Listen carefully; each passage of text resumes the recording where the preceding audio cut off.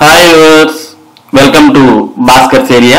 ఈ రోజు ఉన్నటువంటి విద్య మరియు ఉద్యోగ సంబంధిత సమాచారంలోకి వెళ్తే, ఆంధ్రప్రదేశ్ రాష్ట్రంలో 10వ తరగతి విద్యార్థులు ఏదో చూస్తున్నటువంటి పాలిసెట్ వాయిదా వేయడం జరిగింది. దానికి సంబంధించిన సమాచారం మనం ఇక్కడ చూస్తూ ఉన్నాం. పాలిసెట్ కౌన్సిలింగ్ వాయిదా.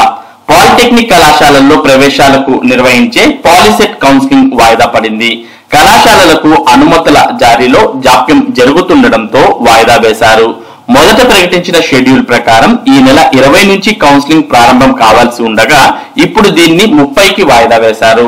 గత ఏప్రిల్ 30న పాలిసెట్ నిర్వహించగా ఈ ఫలితాలను మే 14న విడుదల చేశారు.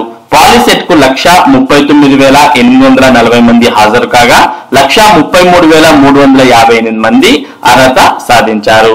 కాబట్టి పాలిసెట్ కౌన్సిలింగ్ కోసం ఎదురు చూస్తున్నటువంటి విద్యార్థులు మరి ఈ సమాచారాన్ని గమనించాల్సిన అవసరం ఉంది. పాలిసెట్ కౌన్సిలింగ్ అనేది వాయిదా వేసిన విషయాన్ని కూడా వారు గమనించాల్సిన అవసరం ఉంది.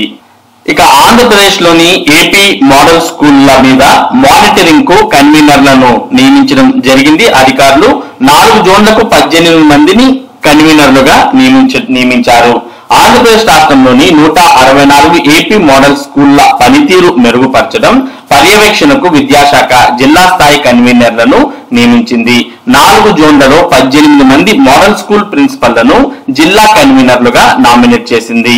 జిల్లా కన్వీనర్లుగా కేటాయించిన జిల్లాల్లోని అన్ని రాష్ట్రాల వారీగా మోడల్ స్కూళ్లకు సంబంధించిన విద్యా అంశాలపై స్థానిక స్కూల్ ప్రిన్సిపల్స్ తో సమన్వయం చేయాలని సూచించింది.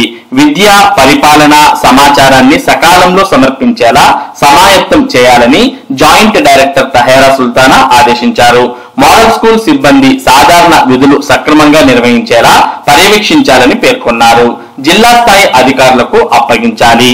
మోడల్ స్కూల్ పర్యవేక్షణకు ప్రిన్సిపల్లకు కాకుండా జిల్లా స్థాయి అధికారులకు అప్పగించాలని ఏపీటీఎఫ్ అమరావతి రాష్ట్ర అధ్యక్షుడు సివి ప్రసాద్ విజ్ఞప్తి చేశారు. ప్రిన్సిపల్ స్థాయిలో ఇతర పాఠశాలల ప్రిన్సిపల్స్ అజమాయిషీ చేయడంలో విధానపరమైన సమస్యలు తలెత్తే అవకాశం ఉందని అన్నారు.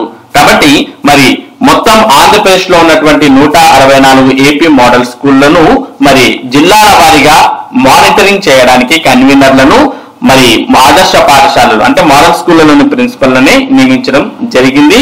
మొత్తం ప్రతి జిల్లాకి కూడా ఒక్కొక్క కన్వీనర్ ను నియమించారు. ఇక అదే మోడల్ స్కూల్లో పనిచేస్తున్నటువంటి కాంట్రాక్ట్ టీచర్ల సర్వీస్ ను పునరుద్ధరించడం జరిగింది. ఏపీ మోడల్ స్కూల్స్ అనగా ఆదర్శ పాఠశాలల్లో ఒప్పంద ప్రతిపాదికన పనిచేస్తున్న 257 మంది కంప్యూటర్ వ్యాయామ టీచర్ల సర్వీస్ ను జూన్ 1 నుంచి వచ్చే ఏడాది ఏప్రిల్ 30 వరకు పునరుద్ధరించారు. ఈ మేరకు పాఠశాల విద్యాశాఖ కార్యదర్శి కోనశేషధర్ ఉత్తర్వులు జారీ చేశారు. కాబట్టి మరి ఎవరైతే ఆదర్శ పాఠశాలల్లో కాంట్రాక్ట్ పద్ధతిలో పనిచేస్తున్నటువంటి కంప్యూటర్ మరియు వ్యాయామ టీచర్లు ఉన్నారో వారు ఈ విషయాన్ని గమనించవచ్చు. ఇక జూలై 20 నుంచి ఉపాధ్యాయులకు శిక్షణ కార్యక్రమాలు.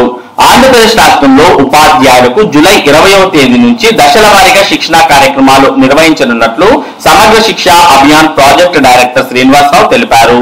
ఉపాధ్యాయుల శిక్షణ షెడ్యూల్ పై సంఘాల నాయకులతో శుక్రవారం ఆయన ప్రత్యేక సమావేశం నిర్వహించారు. ఈ సందర్భంగా శ్రీనివాసరావు మాట్లాడుతూ నాయకత్వ లక్షణాలు LFN లాంటి శిక్షణను దశల వారీగా నిర్వహిస్తాం అని, ఆగస్టు 31 నాటికి పూర్తి చేస్తామని, రెసిడెన్షియల్ నాన్ రెసిడెన్షియల్ విధానంలో ఉంటుందని, ఏది ఎంచుకోవాలన్నది ఉపాధ్యాయుల ఇష్టమని, 26 జిల్లా కేంద్రాలను శిక్షణ తరగతులు నిర్వహిస్తామని ప్రకటించడం జరిగింది. అవసరం మేరకు కొన్ని జిల్లాల్లో 2-3 కేంద్రాలు కూడా ఏర్పాటు చేస్తామని, FLN శిక్షణ జరుగుతున్నప్పుడు ఏ పాఠశాలను మూసివేయరాదని సూచించారు. ఉపాధ్యాయులు ఎవరైనా ఒక విడతకు గైహాజరైతే 2వ విడతకు హాజరయ్యేలా అనుమతించాలని ఉపాధ్యాయ సంఘాలు కోరగా దీనికి SPD అంగీకరించారని సంఘాల నాయకులు తెలిపారు.